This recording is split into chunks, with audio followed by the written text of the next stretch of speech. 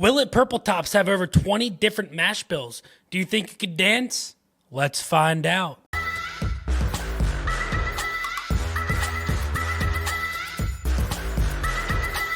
What is going on, everybody? Nathan here with the Everyday Drinker, bringing you guys a brand new video. And I cannot wait to get into this video because this is going to be the start, the culmination of what could be a brand new series for all of you to get involved with right here, right now, today. On the bar, we've got a bottle of my Willet Purple Top. This is coming in at 10 years old, 129.6 proof, and it's barrel number 4026. Now, I had one of my Patreons send me a wonderful sample of his Willet Purple Top. This is coming in at 8 years, 126.6 proof, and barrel number 6721. Now, doing the research, my barrel is an original Willet Purple Top bourbon mash bill. His is going to be a high corn bourbon mash bill. So they're a little bit different. Willet Purple Tops have over 20 different mash bills that can go into their lineup. And today we've got two of them in a blind, and we're going to see if my Patreon, Sam, if his Willet Purple Top at $250 is better than my $400 Purple Top.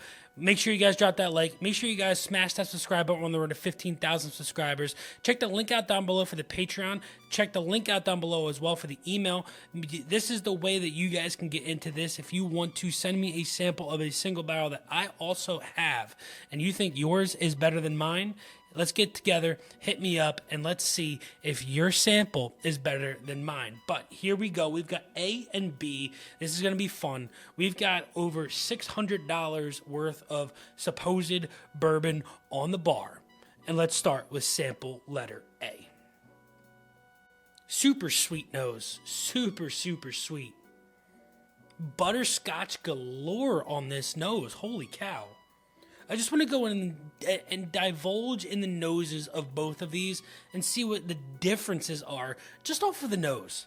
Because you've got high corn, you've got their original bourbon mash bill, things along those lines. So many differences could be in the noses themselves.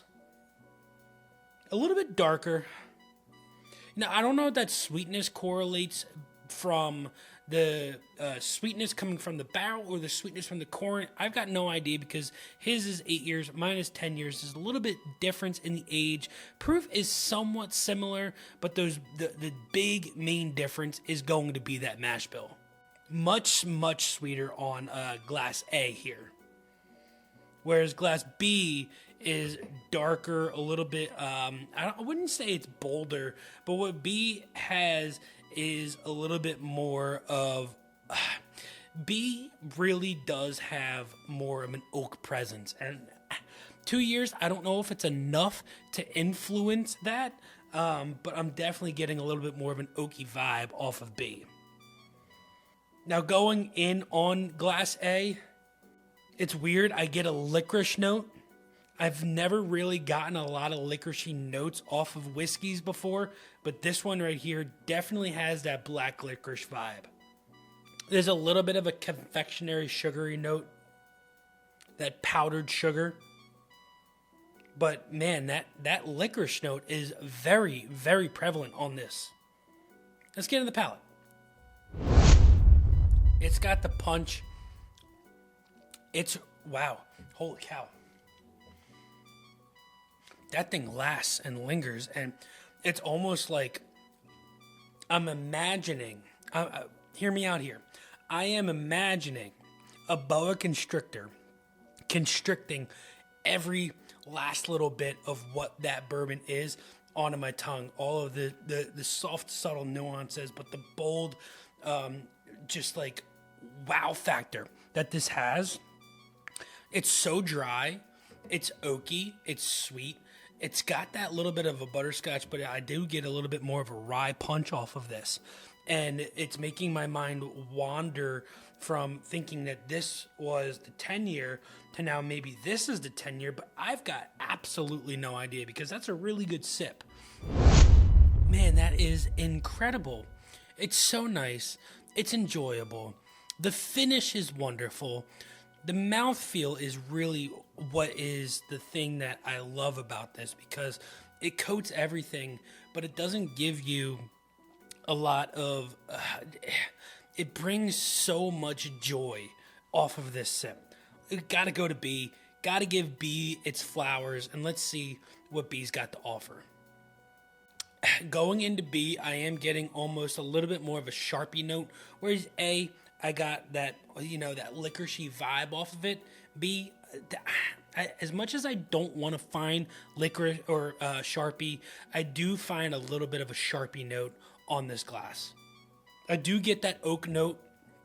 I don't know if it's a good oak note or if it's a bad oak note, but what that does have, I do get some smokiness off of it as well. Is it the best nose? No, I think A's nose is definitely better because I do get that Sharpie note on B. But let's get into the palate. It's completely different on the palate compared to the nose. Everything that is on the nose, there's nothing on the palate that was on the nose whatsoever. It's dark, it's deep, it wraps you around, and it's almost as if you stuck your nose and your tongue. Your nose was in a bag of brown sugar and your tongue was in like a really deep, dark maple syrup. And you kind of got those flavors combined into one. It's sweet. It's viscous. It's something that is completely otherworldly in a way on the palate, because that finish, I'm telling you right now, that finish is still going as we still talk right here, right now. Let's go back in for one more sip. Man, the nose is one of the most important things on a sip of whiskey, but we don't just nose it. We also dive into the palate, experience it on our tongues and through our, and through our passageways and everything along those lines as we take that sip. And it just transforms so differently from the nose and the palate that it's so hard to tell, because these are both really, really good on the palate. 1A is much better on the nose. It's completely kicking this one to the curb compared to whatever this is on the nose compared to this one. But the palates are so diverse and so different in different ways and delicious in different ways that it's hard to pick a winner. So I'm going to have to dive into these a little bit more, and I'll see you guys on the other side.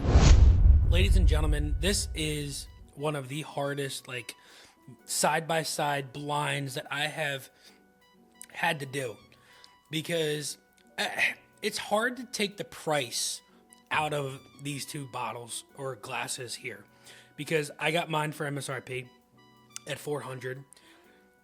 Sam got his at MSRP at $250. $150 difference. I don't know if there's a $150 difference in these two glasses here. That's hard to say.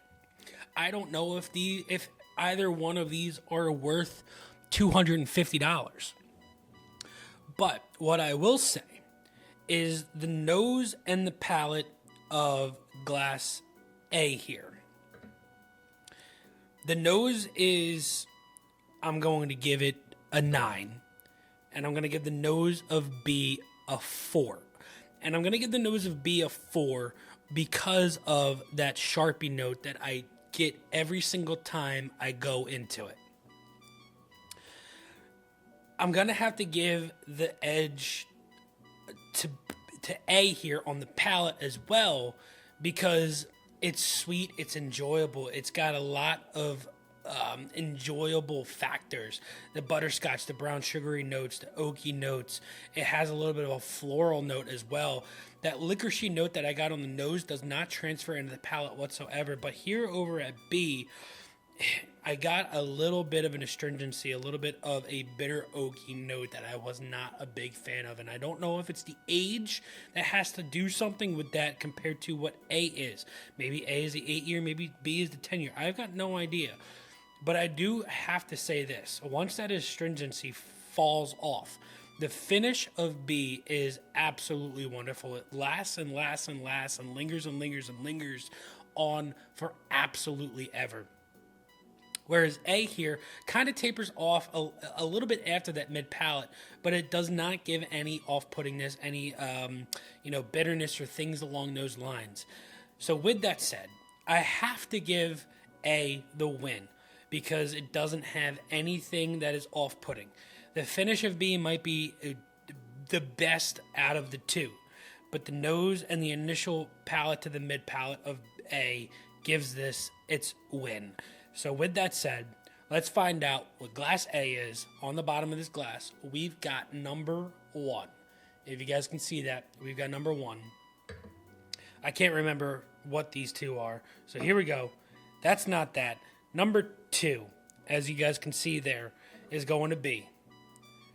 And with that, the 10-year Shorty Barrel Purple Top gets its W.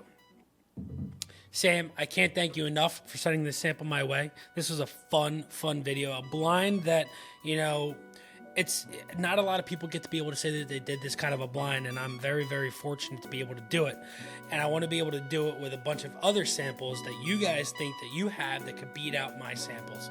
So make sure you guys send that email my way, letting me know what samples you want to send my way to be entered into these videos into the future, because these are all absolutely fun to do. But make sure you guys drop that like, smash that subscribe button. Until next time, this has been Nathan with the Everyday Drinker. Cheers.